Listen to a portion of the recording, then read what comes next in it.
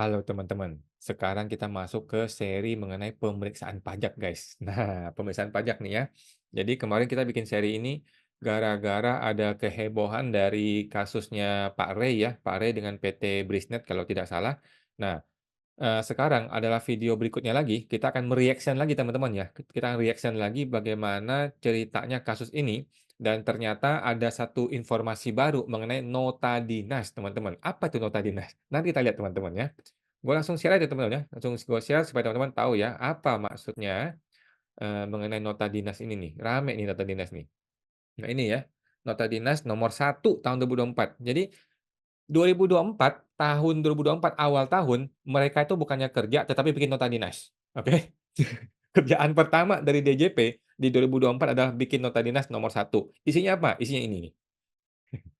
Selamat siang rekan-rekan, kami dari Indotex Mitra Konsultama mewakili klien kami PT Brisnet International Technology hendak menyampaikan tindak lanjut daripada pembahasan akhir hasil pemeriksaan yang telah dihentikan oleh tim pemeriksa KPP Pratama Sawah Besar 1 pada tanggal 14 Maret 2024 yang disebabkan tim pemeriksa tidak berkenan untuk menjawab pertanyaan dari kuasa wajib pajak, sehingga dengan Oke, jadi ada pemeriksaan pajak kalau nggak salah tanggal 13, 14 Maret ya, sampai 2 hari berturut-turut, dan itu pembahasan akhir teman-teman. Itu namanya pertemuan pembahasan akhir, dan ternyata diselesaikan dengan tidak baik-baik saja, karena pihak DJP menurut, ahli hukum ya, menurut, kuasa wajib pajak ya, pihak DJP itu tidak bersedia melanjutkan pembahasan akhir, dan mereka tidak mau menjawab pertanyaan dari kuasa hukum,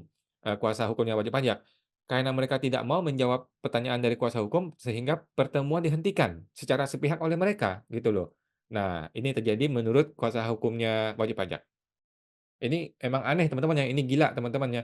Bagaimana bisa orang digaji oleh negara ya, mereka itu pemeriksa pajak, digaji oleh negara pakai uang kita, uang rakyat nih ya. Kerjanya apa? Kerjanya adalah untuk memeriksa pajak, setelah pemeriksaan pajak ada pertemuan pembahasan akhir. Dalam pembahasan akhir itu kita membahas semuanya. Mereka tidak mau membahas. Ini namanya oknum, teman-teman ya, diduga diduga oknum, teman-teman ya. demikian pembahasan dihentikan dan kami meninggalkan ruang pembahasan akhir hasil pemeriksaan. Dan oleh karenanya pada kesempatan ini kami hendak menyampaikan beberapa hal. Yang pertama, perlu kami sampaikan kepada rekan-rekan bahwa sebelum dilakukan pembahasan akhir yang pertama, tanggal 13 Maret 2024 yang dimulai pukul 16.15 sampai dengan pukul 01.00 dini hari, tanggal 14 Maret 2024, kami telah menemui Kepala KPP Pratama Sawah Besar 1, Bapak Denny. Namun yang bersangkutan mengatakan bahwa kami tidak diizinkan untuk melakukan peliputan secara elektronik oleh karena adanya nota dinas nomor 1 Oke, ini dia teman-teman ya. tahun 2024. Oke, kita mundur dulu, kita mundur, kita mundur. Kita lihat nih, tadi apa nota dinasnya? Mana dia? Nah, ini teman-teman. Jadi judul video ini adalah Nota Dinas Nomor 1 2024 bukan merupakan dasar hukum, sebagaimana dimaksud dalam Undang-Undang P3. Nah, Undang-Undang P3 itu apa ya? Undang-Undang pemerintahan apa gitu deh. Nah, jadi nota dinas ini ND 1 tahun 2024 dipakai oleh si oknum teman-teman untuk melaksanakan suatu tindakan. Oke, tindakan hukum nih ya, tindakan hukum. Seolah-olah nota dinas adalah dasar hukum. Padahal nota dinas bukanlah dasar hukum menurut kuasa hukum ya, menurut kuasanya wajib pajak.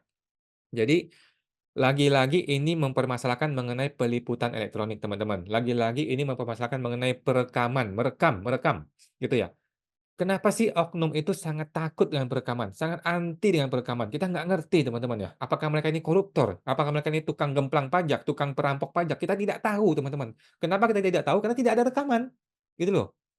Apakah selama ini mereka itu terima duit dari wajib pajak? Kita tidak tahu, karena tidak ada rekaman, gitu loh. Apakah selama ini mereka itu koruptor? Apakah selama ini mereka ini tukang tukang perampok dari pajak, dari wajib pajak nih, perampok nih mereka ini? Kita tidak tahu. Kenapa? Karena tidak ada transparansi, tidak ada perekaman selama ini, teman-teman.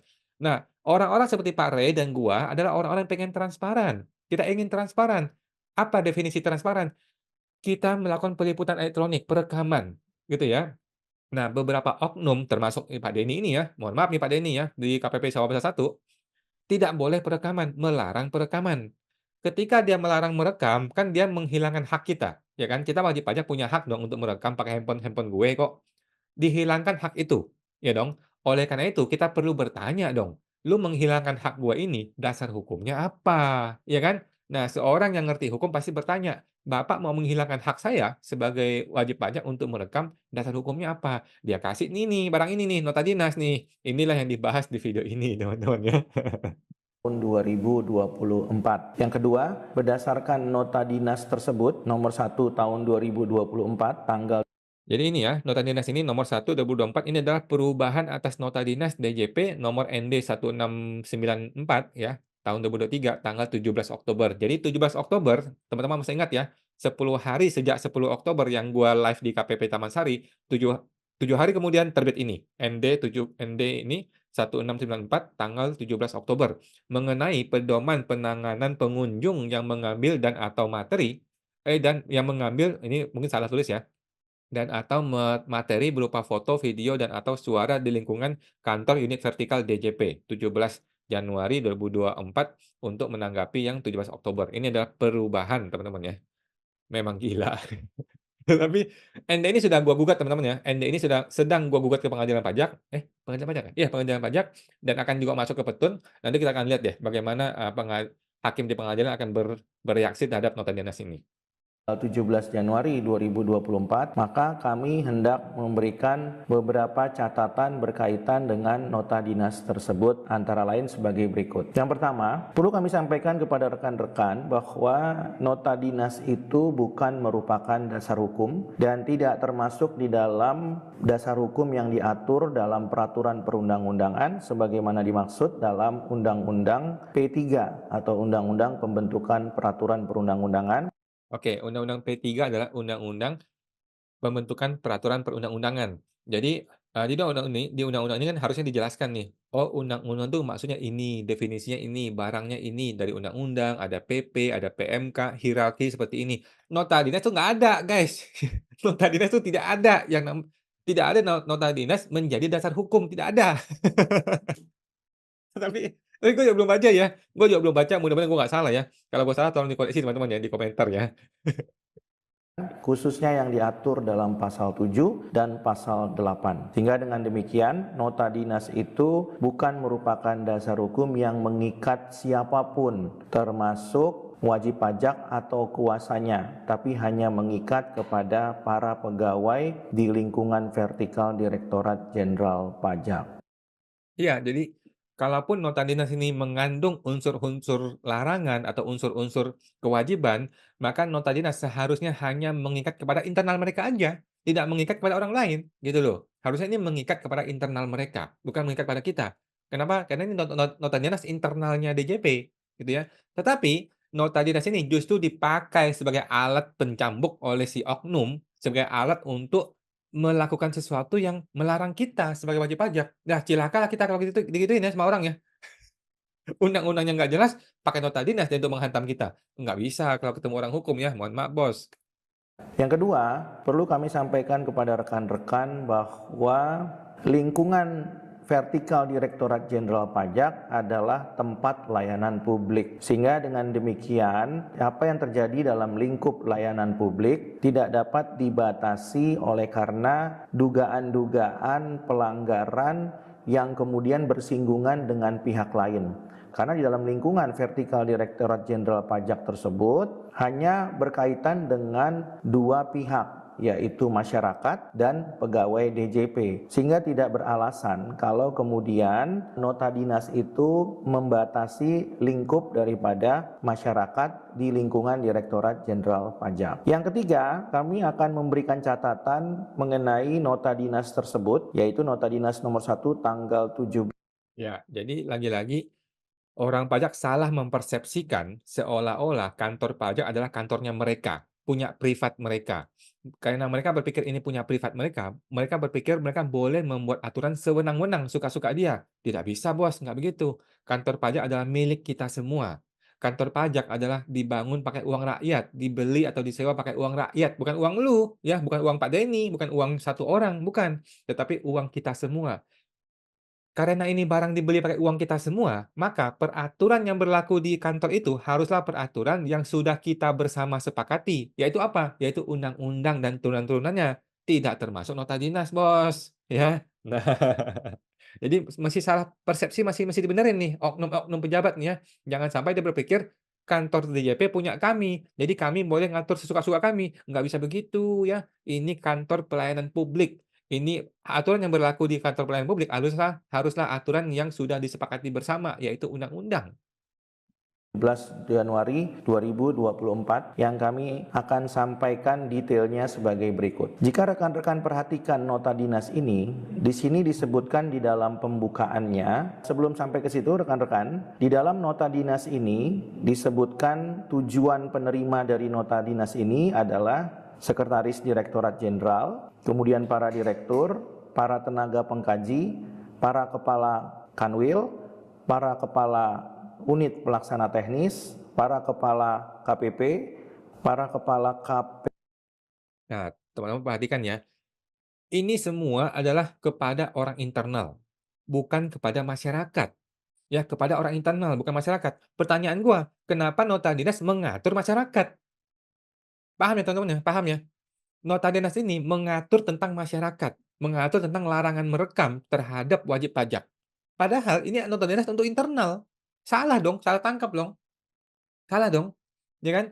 Kalau lu mau mengatur masyarakat, ini tentang dinas harus diumumkan kepada masyarakat, supaya masyarakat tahu, gitu loh. Kalau masyarakat tidak tahu nota dinas ini, kemudian lu larang dia merekam di KPP, dia kan tanya dasar hukumnya apa. Kan lu kasih nota dinas ini. Begitu lu kasih nota dinas ini, orang jadi bingung, "Lah, nota dinas kan untuk internal, bukan untuk masyarakat. Tetapi kenapa nota dinas mengatur masyarakat?" Kan jadi nggak nyambung. Aduh.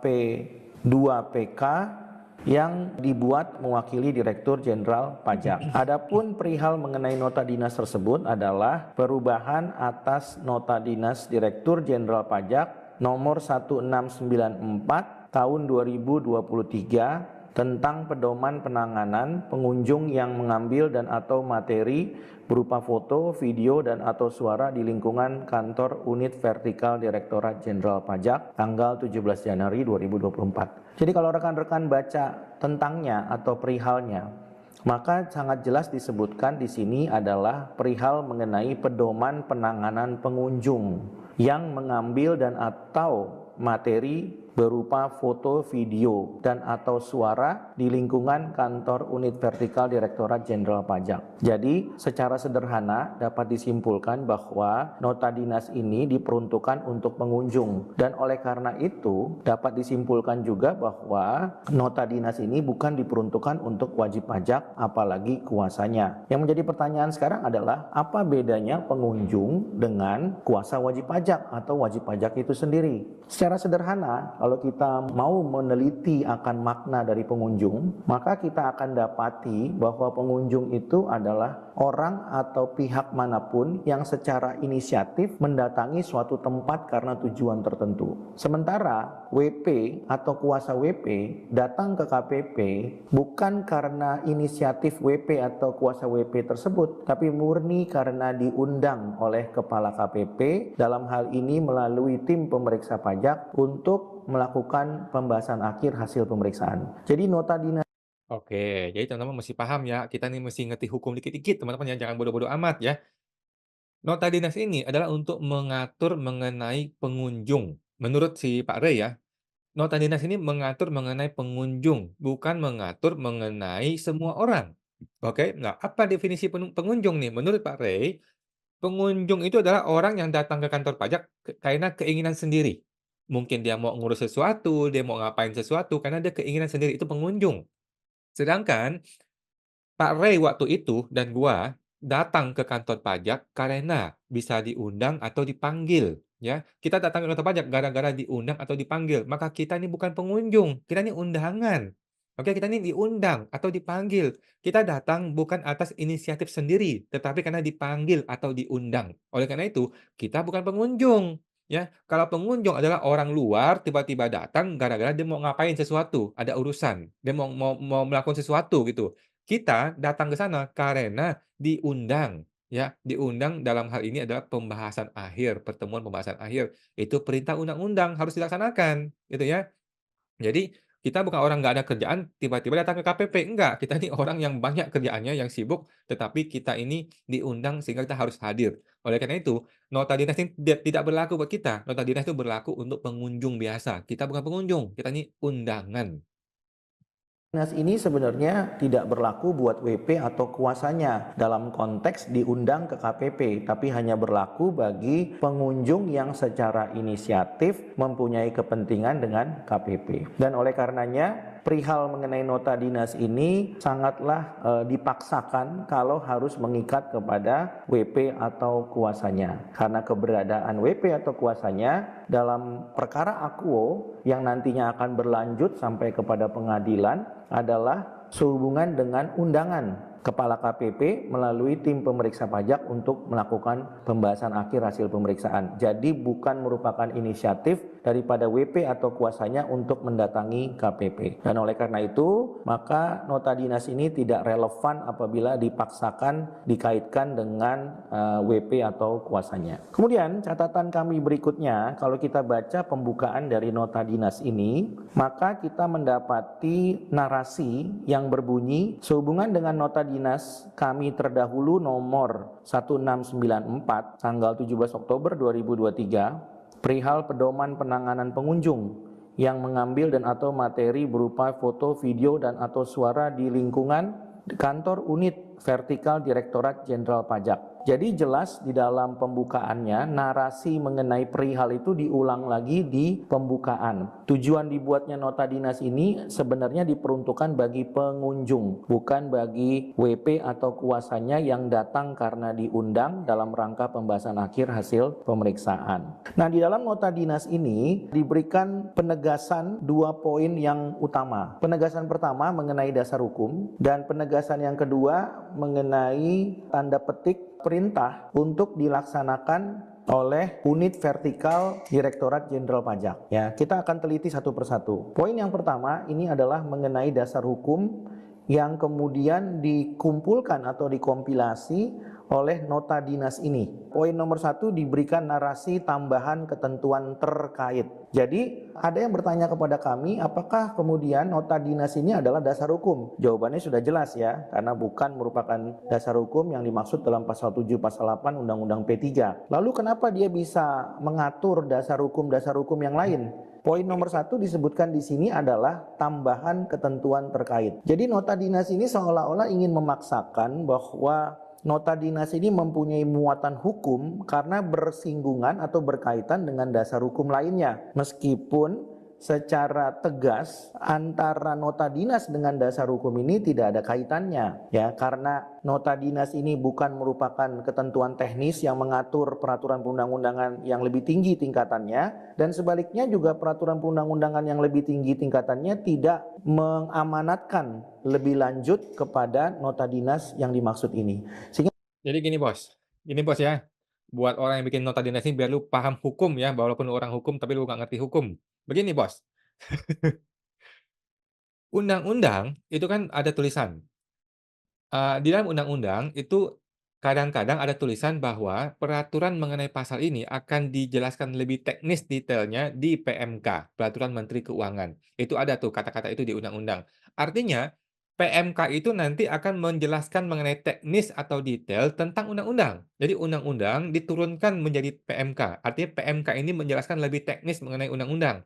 Tetapi nota dinas itu tidak disebut teman-teman ya. Nota dinas bukanlah salah satu hierarki dalam undang-undang untuk menjelaskan undang-undang. Dan di undang-undang pun tidak pernah menyebut mengenai nota dinas. Tidak pernah menyebut bahwa pasal ini akan dikembangkan atau dijelaskan lebih detail di nota dinas. Tidak ada teman-teman ya.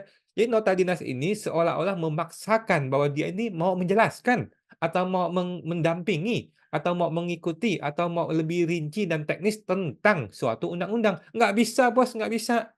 Nggak bisa. Lu mesti bikin PMK ya, Ibu Sri Mulyani. Bagaimana Ibu Sri Mulyani?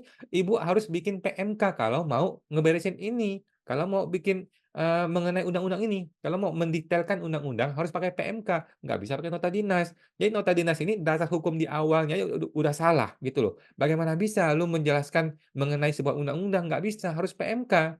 Nah, jadi nota dinas ini memaksakan seolah-olah dia punya persepsi atau punya perspektif atau punya, detail atau teknis tentang undang-undang. Wah, kacau balau. Sehingga kemudian kedua-duanya seharusnya tidak mempunyai relevansi untuk dapat dimaknai berhubungan atau paling tidak mempunyai hubungan kausalitas satu dengan yang lainnya. Di dalam angka 1 huruf A disebutkan di sini Undang-Undang KUP. Kemudian di dalam Undang-Undang KUP itu dikutip lagi pasal 32 ayat 3. Ya, ini sangat normatif mengenai kuasa. 32 ayat 3A ya juga masih sangat normatif mengenai kuasa yang mempunyai kompetensi ya. Dan ini sudah diatur lebih lanjut dalam Undang-Undang HPP pasca diucapkannya putusan MK nomor 63 tahun 2017. Kemudian di huruf B-nya disebutkan mengenai Undang-Undang Perlindungan Data Pribadi. Ada 3 pasal yang dikutip, yaitu pasal 65 ayat 1, 65 ayat 2, dan 65 ayat 3. Namun kemudian nota dinas ini juga tidak secara tegas menyebutkan hubungan kausalitasnya atau Jadi, nota dinas ini menyebutkan beberapa dasar hukum, ya dong? Dia menyebutkan beberapa dasar hukum, tapi dia tidak sebutkan nota dinas yang ini tuh berhubungan dengan dasar hukum tersebut atau tidak, gitu loh. Dia harusnya menjelaskan kausalitasnya, sebab akibatnya, hubungannya apa? Dasar hukum yang lu tulis ini, apa hubungannya dengan isi nota dinas ini? Tidak disebutkan. Wah, kacau balau. Ini gimana ya orang yang bikin nota dinas ini?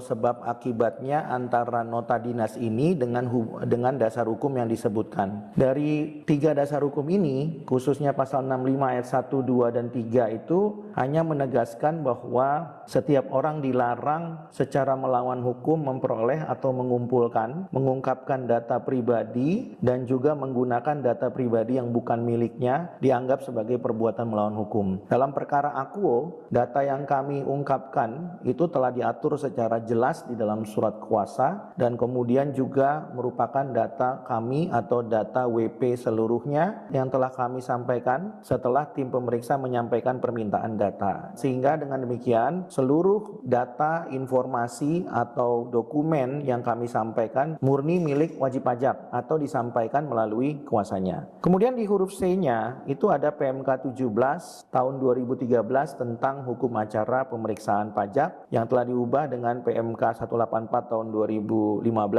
dan telah diubah terakhir dengan PMK 18 2021 dan terakhir diubah dengan Undang-Undang Ciptaker yang mengatur dalam pemeriksaan untuk menguji kepatuhan pemenuhan kewajiban perpajakan, pemeriksa wajib merahasiakan kepada pihak lain. Ini juga secara normatif sudah diatur ya, Undang-Undang KUP, tapi kemudian diulangi kembali. Perlu kami sampaikan kepada rekan-rekan bahwa dalam perkara pemeriksaan pajak PT Brisnet International Technology itu tim pemeriksa pajak tidak menyampaikan atau membocorkan informasi kepada pihak lain, tapi wajib pajak sendiri atau kuasanya yang menyampaikan kepada masyarakat atau halayak ramai supaya pemeriksaannya, pembahasannya, dan juga penerbitan SKP-nya dilakukan secara transparan supaya dapat memberikan rasa keadilan dan juga kemanfaatan. Namun itu tidak dilakukan oleh tim pemeriksa pajak. Huruf D-nya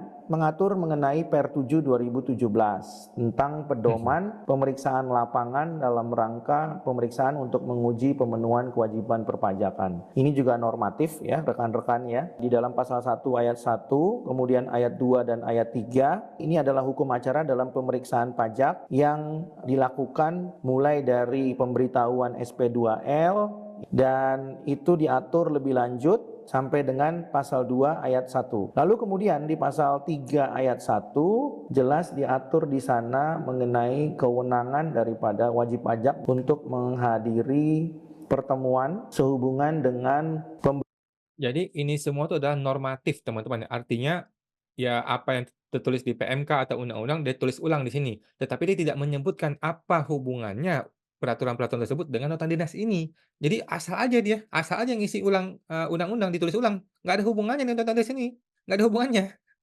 pemberian keterangan. Kemudian di huruf E diatur mengenai SE 17 tahun 2017 tentang pedoman komunikasi di lingkungan Direktorat Jenderal Pajak. Jadi kalau kita bicara Undang-Undang P3, sebenarnya SE 17 2017 ini juga bukan merupakan lingkup pasal 7 dan pasal 8 Undang-Undang P3.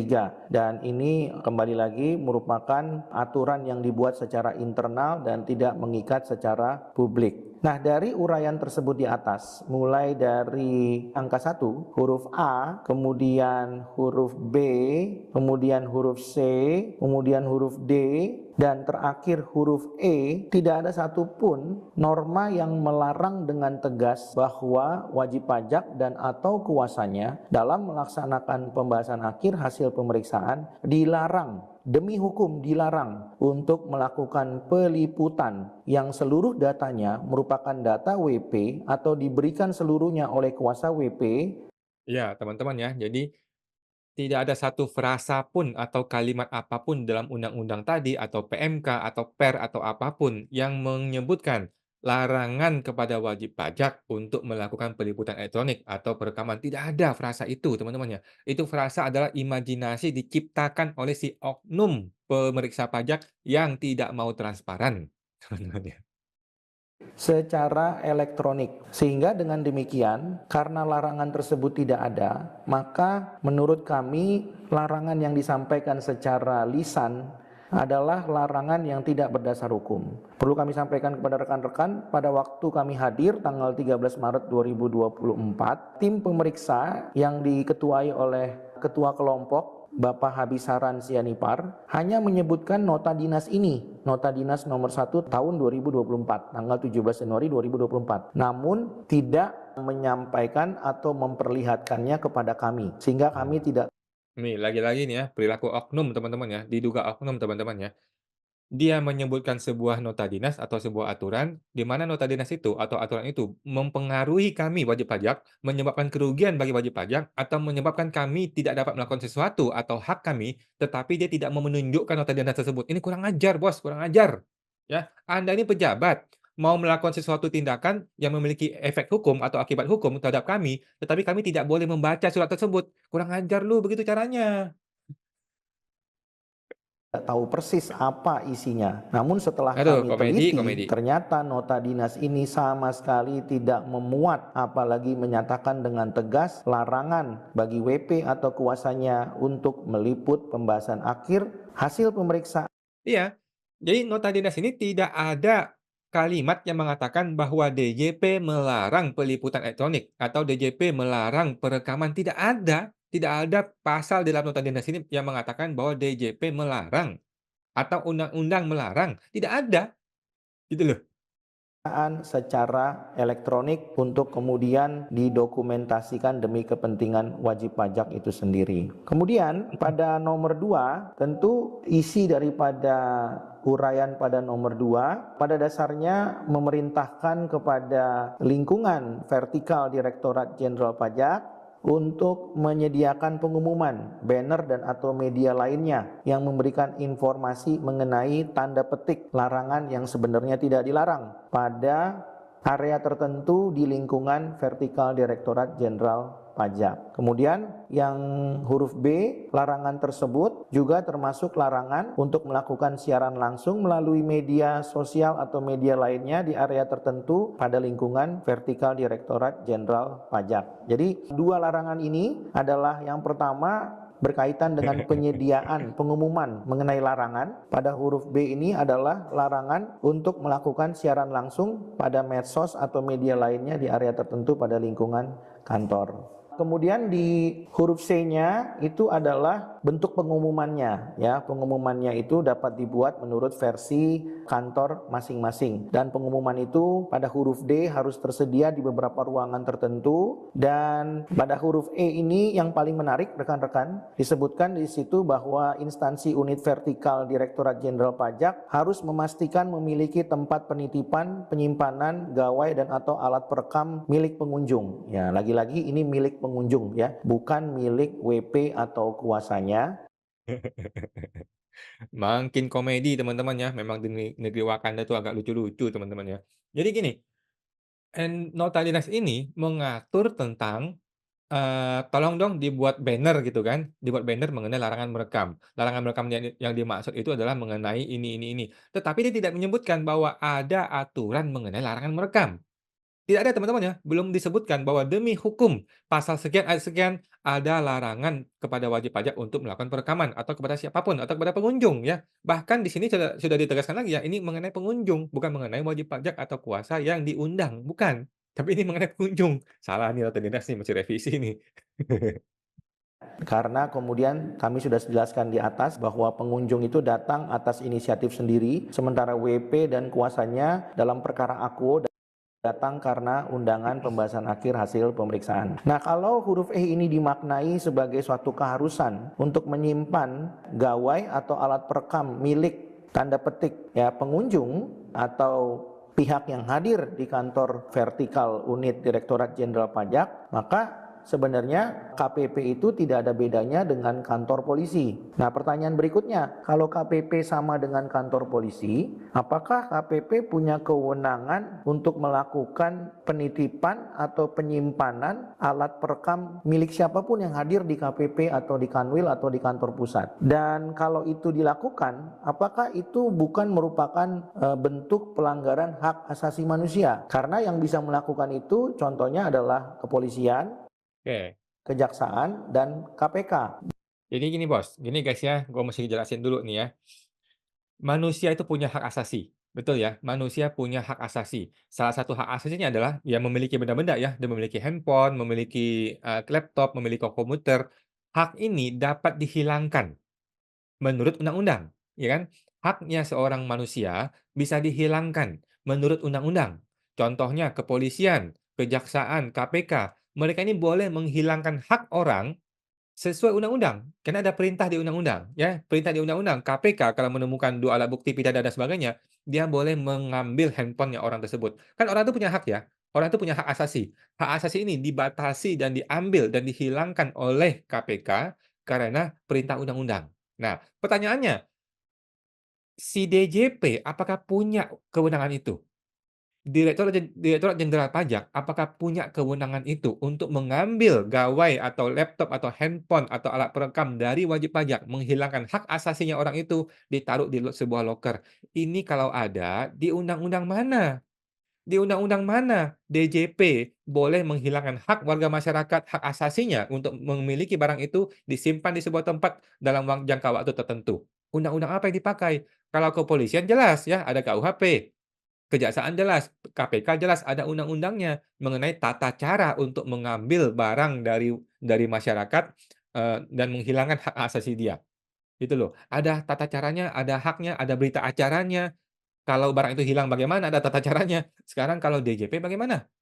Apakah ada aturan itu DJP? Tidak ada, Bos, ya. Inilah sewenang-wenang namanya. Lu kalau dituntut ke pengadilan bisa repot, Bos, ya. Tapi gua akan menuntut pengadilan nanti.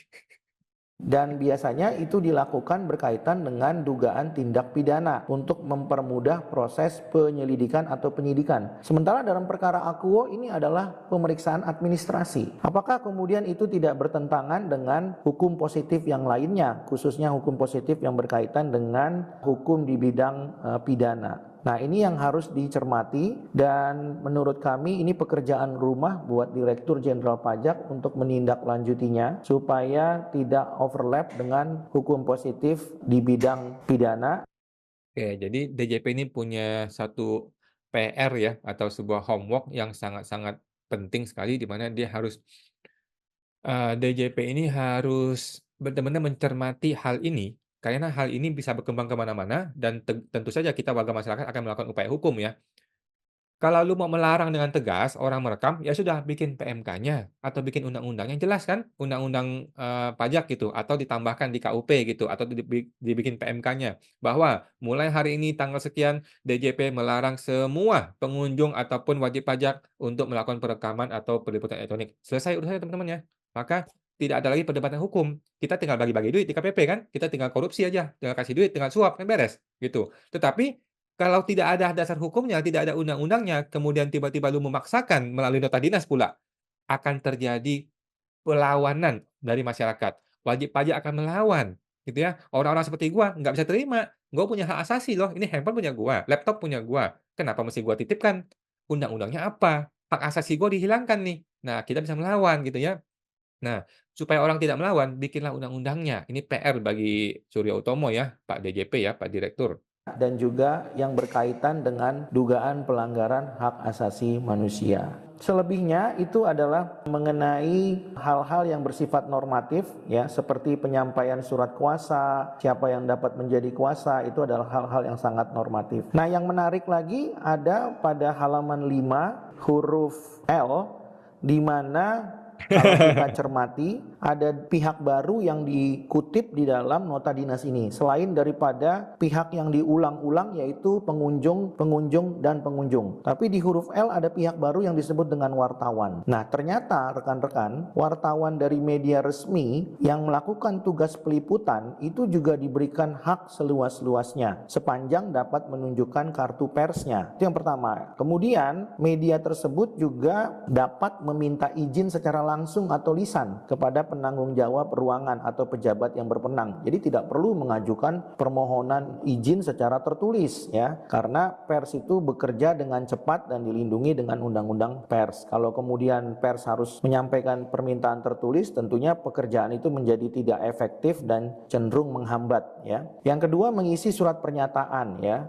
Nah, itu surat pernyataan tentu bisa langsung diisi ya, karena sudah bisa diminta formatnya dari bagian umum. Dan yang ketiga adalah memperhatikan ketentuan 34 ayat 1 Undang-Undang KUP, yaitu merahasiakan data orang lain ya. Nah, kembali lagi bahwa di dalam penerapan pasal 34 ayat 1 kalau dihubungkan dengan Undang-Undang Pers, tidak pernah ada kasusnya di mana media itu khususnya dalam konteks data wajib pajak tanda petik ya dipidanakan, atau pernah ada kasus di mana media itu menjadi terpidana karena kemudian membocorkan data wajib pajak ya. Sampai sekarang kami belum menemukan kasusnya ya. Apalagi kalau fiskusnya yang menjadi terpidana karena kasus membocorkan data atau informasi yang dimiliki oleh wajib pajak ya. Kami belum menemukan kasusnya. Kalau nanti rekan-rekan tahu ada kasusnya, silakan nanti rekan-rekan sampaikan juga kepada kami. Kemudian di huruf M ini yang menarik, kalau ada pengunjung, lagi-lagi pengunjung ya, bukan WP atau kuasanya, yang tidak mengindahkan aturan atau tetap mengambil atau merekam materi, maka pegawai yang bersangkutan, biasanya pegawai umum di KPP ya, itu dapat menyampaikan atau menjelaskan dengan sopan kepada pengunjung tersebut untuk meninggalkan lingkungan kantor. Jadi kembali lagi yang disampaikan itu adalah kepada pengunjung, karena memang dia datang atas inisiatif sendiri. Tapi kalau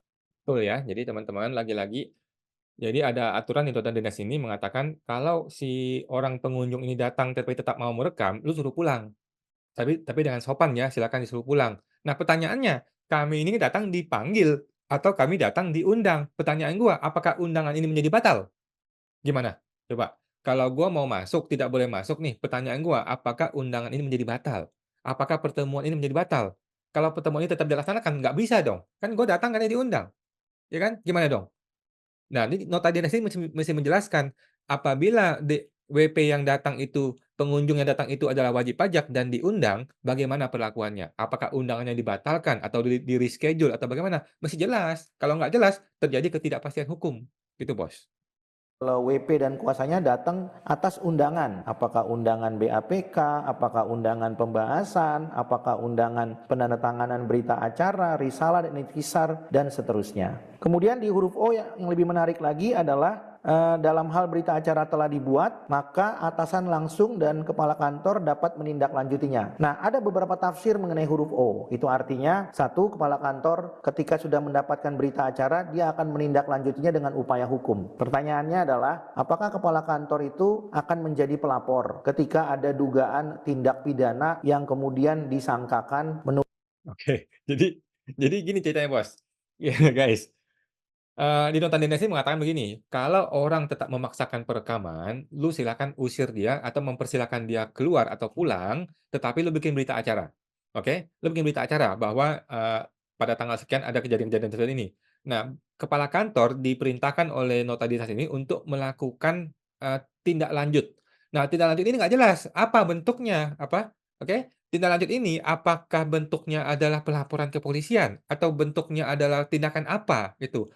Kalau tindakannya pelaporan kepolisian, pertanyaannya, yang melapor siapa? Apakah kepala kantor? Ataukah DJP? Atau bagaimana? Nggak jelas, ini harus jelas, supaya ada kepastian hukum, ya kan? Kalau nggak jelas nanti si kepala kantor bingung, nanti gue mau lapor sebagai siapa ya? Sebagai pribadi kah atau sebagai, institusi? Kalau sebagai pribadi, apakah dia mengalami kerugian? Itu dulu nih, mesti cek dulu. Kalau dia mengalami kerugian baru bisa, kalau dia tidak mengalami kerugian, nggak bisa dilaporin, Bos. Jadi bingung nih. Nah, jadi nota dinas ini penuh dengan unsur-unsur ketidakpastian hukum, guys. Menurut dasar hukum yang diatur dalam Nota Dinas ini, Nota Dinas 1 2024. Yang kedua yang menjadi pertanyaan adalah apakah kemudian kepala kantor tersebut menjadi pihak yang dirugikan secara pribadi atau lembaganya yang dirugikan. Ya, ini yang harus menjadi kajian lebih lanjut ya. Itu sementara rekan-rekan yang perlu kami sampaikan, dan perlu kami sampaikan juga kepada rekan-rekan bahwa pada dasarnya ketika kami hadir tanggal 13 Maret 2024 dan 14 Maret 2024, kami tidak diizinkan untuk meliput, tapi liputan elektronik dilakukan oleh tim pemeriksa pajak secara audio visual yang nanti akan diputar pada saat persidangan. Namun yang menarik adalah media juga tidak diizinkan untuk hadir dan meliput meskipun sudah memenuhi ketentuan yang disebutkan tadi dalam nota di. Jadi, itu nota dinas mengatakan kalau wartawan datang, maka dia boleh meliput, ya kan?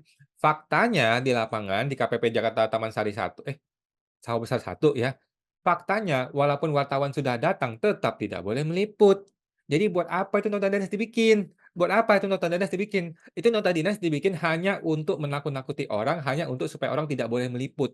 Karena faktanya siapapun tidak boleh meliput, termasuk wartawan pun tidak boleh meliput. Kan gila lu begitu caranya. Kalau gitu kita bagi-bagi duit aja di KPP ya. Kita bagi-bagi duit, kita korupsi sama-sama, kita kita jalan-jalan, kita, menikmati apa, menikmati duit gitu ya di KPP gitu ya. Tinggal bagi-bagi suap aja kalau gitu caranya ya. Karena tidak ada transparansi, tidak ada perekaman gitu. Tetapi ternyata ada perekaman.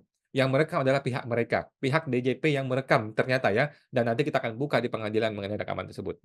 Dinas ini, sehingga ada media yang juga membuat tulisan yang mungkin rekan-rekan sudah baca tulisannya dengan gambar KPP Pratama Sawah Besar 1 yang rilisnya berbunyi ada apa tidak bisa diliput ya, kurang lebih seperti itu ya. Mungkin rekan-rekan sudah membaca tulisannya. Yang kami ingin sampaikan adalah ketika media berbicara dengan bagian umum dari KPP Pratama Sawah Besar 1, sebenarnya informasi yang kami dapatkan menurut bagian umum media itu tetap dapat meliput, dan yang paling utama WP atau kuasanya juga tetap dapat meliput, karena ini yang perlu kami sampaikan kepada rekan-rekan, karena dalam nota dinas ini, nota dinas 1 2024 ini tidak dengan tegas melarang kepada WP atau kuasanya yang hadir atas undangan kepala KPP atau undangan tim pemeriksa untuk melakukan pemberian keterangan, pembahasan akhir hasil pemeriksaan, penandatanganan berita acara, risalah, dan ikhtisar. Sehingga dengan demikian nota dinas ini tidak memberikan kepastian hukum apalagi keadilan. Nah, oleh